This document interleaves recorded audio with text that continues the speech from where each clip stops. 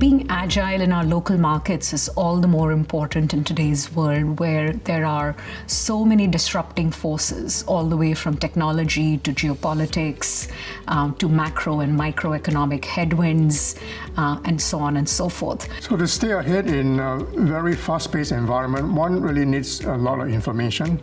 But the key point is that you don't want to have information overload.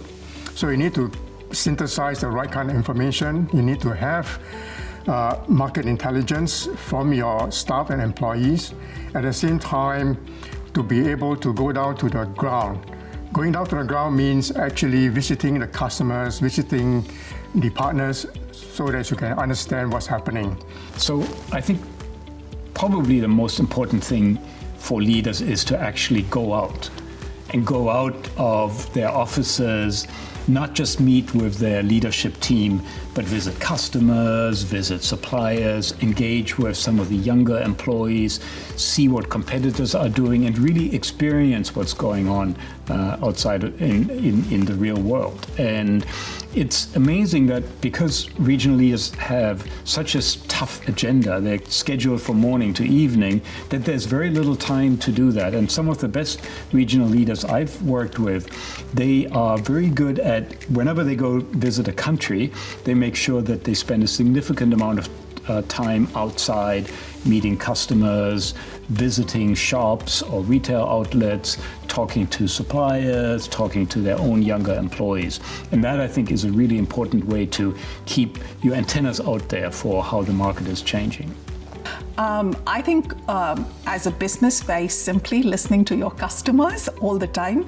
And as a business for us, we also have a very massive partner ecosystem. So listening to our customers, listening to our partners, listening to our stakeholders is a very key element of how we listen, learn, understand what we need to do next. So we continue to do that. That is a huge, huge focus area for us.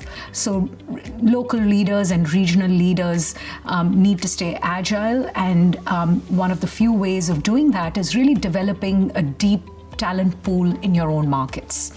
Hire people and groom them to have greater autonomy, to have greater decision-making power, have local market knowledge, because really your forces on the ground in terms of your teams are your best tool for telling you what are the market dynamics, what your customers are saying, what your ultimate stakeholders want in those markets.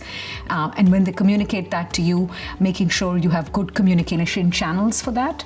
And it's also important for regional leaders to attend forums, for example, forums like Critical Eye Networks, because it gives you different views of the environment from different business sectors. Change is an ongoing event. Change is no longer something that happens once in a while or once every couple of years. Change, transformation right now is ongoing. I will probably go as far to say change now is actually business as usual. It is something that is happening with all organizations. And it fundamentally boils down to maybe two elements, which is relevance and resilience. How do we continue to stay relevant, both as organizations, as in individuals?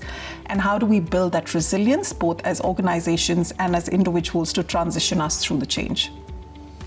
And then finally, good governance systems to make sure that whatever information is coming through this channel can then make its way into your internal decision-making about products, pricing, and other business decisions that drive your region.